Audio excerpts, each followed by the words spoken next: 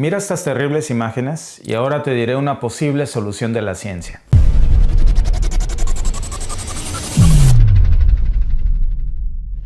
De hecho, esto es apenas un parpadeo de lo que está pasando en muchas partes del mundo. Justo ahora, aquí en Canadá, estamos viviendo una situación muy difícil, con incendios forestales terribles que han calcinado hasta hoy cerca de 4.5 millones de hectáreas, más de 15 veces la superficie quemada normalmente en esta época del año. Y esto afecta no solo a Canadá, a todo el mundo, por el efecto de los bosques boreales canadienses que almacenan entre el 30% y el 40% de todo el carbono terrestre del planeta. Eso sin hablar de España, que literalmente se está secando y atraviesa su año más terrible con fuertes olas de calor y sequías que están secando sus ríos. Las imágenes son devastadoras. Ríos secos, campos de cultivo convertidos en desiertos, incendios fuera de control. Y según informes recientes, las pérdidas económicas anuales debido a la sequía superan los 100,000 millones de dólares en todo el mundo. Pero, ¿y si tuviéramos el poder de cambiar esto? De manipular el clima, de inventar una máquina que pudiera hacer llover donde nosotros queramos y cuando nosotros queramos? Podría sonarte como un superpoder sacado de una película de Marvel, pero la verdad es una posibilidad en la que la ciencia ha estado trabajando durante años. Solo que hay un gran problema. Hacer que llueva artificialmente tiene riesgos muy grandes. ¿Sabes qué químicos, metales y pesados se ponen en el aire para poder conseguirlo? ¿Cómo nos afectan a nosotros? ¿Y qué si te dijera que este poder tecnológico de provocar lluvias en una zona le va a quitar el agua a otros países? ¿Quién decidirá dónde y cuándo llover? Los países y regiones más ricos podrían monopolizar la tecnología, privando a las regiones más pobres del agua que necesitan. Al final, podría ser una herramienta de poder y control más que un medio para aliviar el sufrimiento humano y ecológico. Pero afortunadamente o desafortunadamente, amigos, no estamos hablando de ciencia ficción. Esta es una realidad que podría estar a la vuelta de la esquina ya. Lo llaman siembra de nubes, y estos son los costos ocultos, el lado oscuro de esta tecnología que no nos dicen, pero que ahora sabemos que está allí.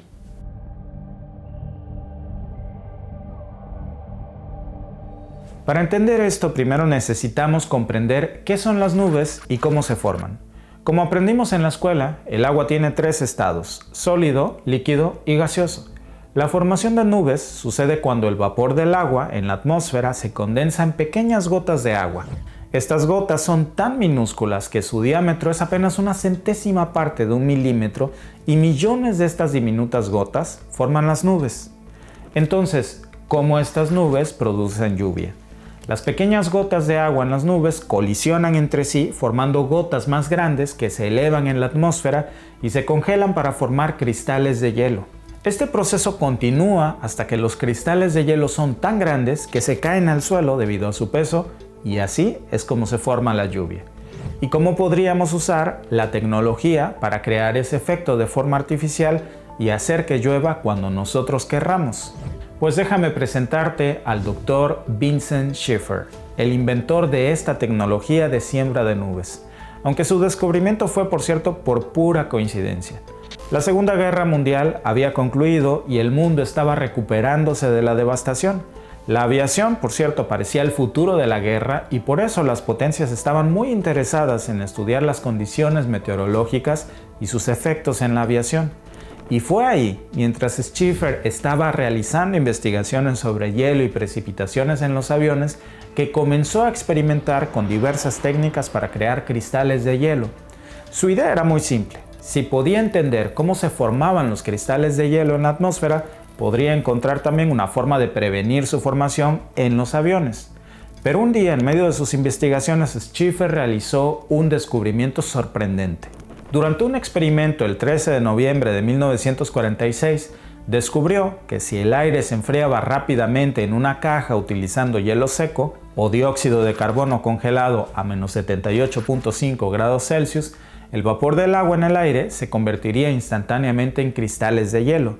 Y esto, aunque te parezca algo muy simple, fue la clave para descubrir cómo controlar cuándo y dónde llover. Porque ese era exactamente el mismo proceso que ocurre en la naturaleza para formar las nubes que hacen que llueva.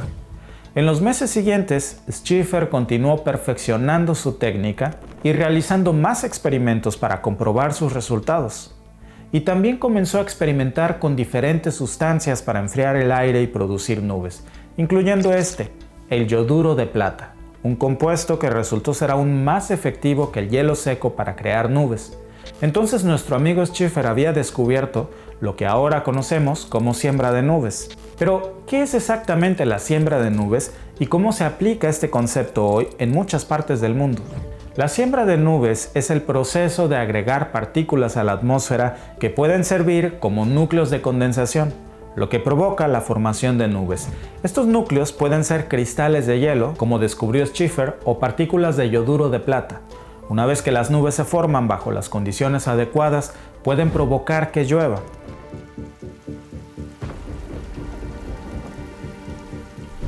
Ahora, seguro te vas a estar preguntando, ok, Víctor, si esto es cierto, ¿por qué no se usa esta tecnología entonces para apagar los incendios en Canadá o para parar la sequía en España y en muchas partes del mundo? Bueno, hay varias razones por las que no se hace esto. Primero, la siembra de nubes es un proceso muy costoso y no siempre es 100% efectivo.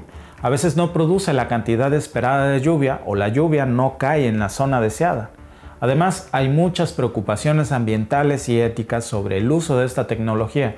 Por ejemplo, China invirtió $30 millones en esta tecnología solo para asegurarse de que no lloviera durante la ceremonia de inauguración de los Juegos Olímpicos. De hecho, se dispararon más de 1,100 cohetes de yoduro de plata en el cielo para asegurarse de que las nubes en los alrededores descargaran toda su humedad antes de la ceremonia. ¿Y qué crees?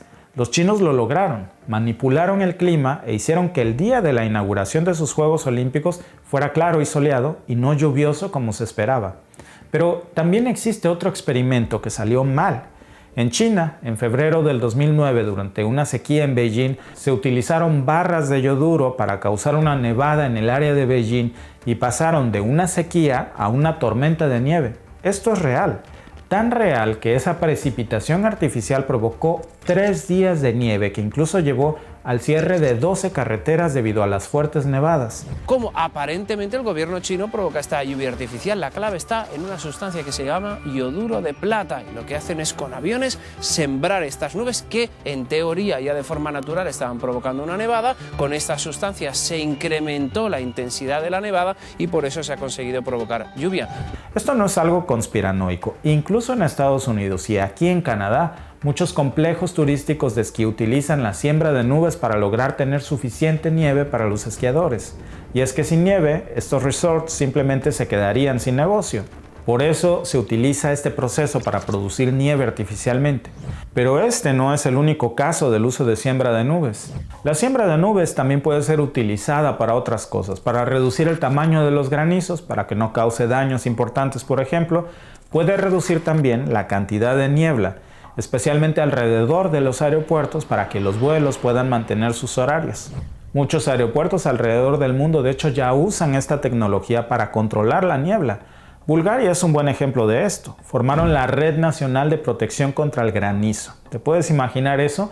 Plantaron estratégicamente cohetes de yoduro de plata alrededor de granjas y cuando se espera granizo y utilizan los cohetes para controlarlo, desaparece. Este enfoque ha demostrado ser muy efectivo. Pero a pesar de todo lo prometedor que esto parece, tenemos que detenernos un momento para pensar en algo muy importante. ¿Recuerdas que te platiqué que uno de los componentes más utilizados en la siembra de nubes es el famoso yoduro de plata? Bueno, pues ese es el gran problema en todo esto. ¿Qué es exactamente el yoduro de plata y qué implicaciones tiene este y algunos metales pesados para nuestra salud cuando se esparce en el medio ambiente o en el aire, pues? Este yoduro de plata es un compuesto inorgánico amarillo que se parece mucho a la sal de mesa y se utiliza comúnmente en la fotografía y en muchas otras aplicaciones industriales, además de la siembra de nubes. Estos cristales de yoduro de plata funcionan como núcleos de condensación, que son muy efectivos porque su estructura cristalina es muy similar a la del hielo, y esto facilita la formación de cristales de hielo a partir del vapor de agua. El problema con el yoduro de plata es que es muy poco soluble en agua, y eso significa que no se disuelve fácilmente y por lo tanto no es absorbido por el cuerpo humano de forma natural. Pero a pesar de eso, la Agencia de Protección Ambiental de Estados Unidos ha salido a defender al yoduro de plata diciendo que no es tóxico para los humanos en las concentraciones que se usan para la siembra de nubes. Pero este es solo el comienzo de una larga lista que debemos considerar. La verdad es que la siembra de nubes puede tener otros impactos ambientales. Por ejemplo, la siembra de nubes puede alterar los patrones de precipitación potencialmente causado por las sequías en unas áreas y exceso de lluvia en otras. Esto puede tener consecuencias para la agricultura, para la vida silvestre y para todos nuestros ecosistemas.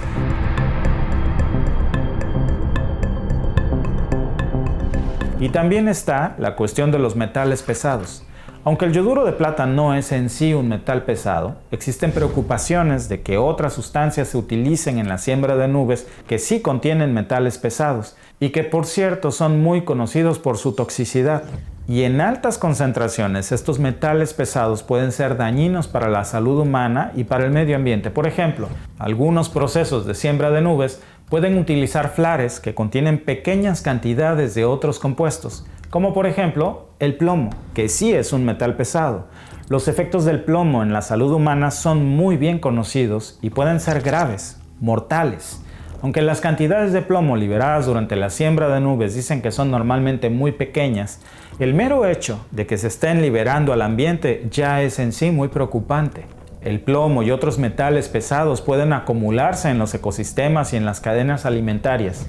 Y a largo plazo, esto puede llevar a niveles tóxicos en ciertos animales y plantas, y eso, por supuesto, que tiene un impacto negativo en la biodiversidad y en la salud de todos. Además, si las personas consumen alimentos contaminados con esos metales pesados, pueden experimentar efectos nocivos para nuestra salud, como problemas neurológicos y reproductivos.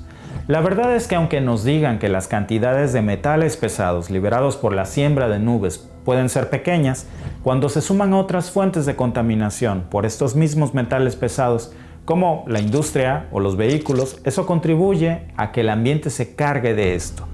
Y esto es particularmente muy preocupante en áreas donde ya existe de por sí problemas de contaminación fuertes por metales pesados.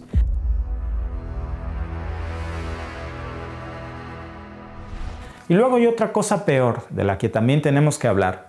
Ya mencionamos cómo esta tecnología puede ser utilizada para muchos beneficios, desde combatir incendios hasta acabar con las sequías. Pero cuidado, porque también puede utilizarse como un arma de destrucción masiva en contra de países hostiles. Y tan es así que esto ya ocurrió y se le llamó Operación Popeye, posiblemente una de las primeras en su tipo.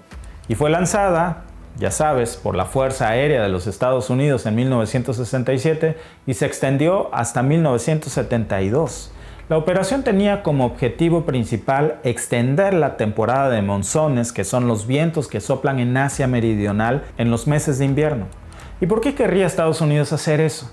La respuesta es simple: obstaculizar y desestabilizar los suministros militares de Vietcong y Vietnam del Norte para inundar las rutas de suministro, principalmente la famosa ruta de Ho Chi Minh. Este fue uno de los primeros ejemplos documentados de modificación del clima utilizados con fines militares, o dicho más claro, como un arma de destrucción masiva. Esta operación fue aprobada por el presidente Lyndon B. Johnson y comenzó en secreto, sin el conocimiento ni la aprobación del público estadounidense ni de la comunidad internacional. A pesar de que fue un proyecto altamente secreto en su momento, el conocimiento de esta famosa Operación Popeye finalmente salió a la luz y causó un gran escándalo. Y por eso esta tecnología también ha sido objeto de teorías llamadas o catalogadas ahora por los medios tradicionales como teorías de la conspiración.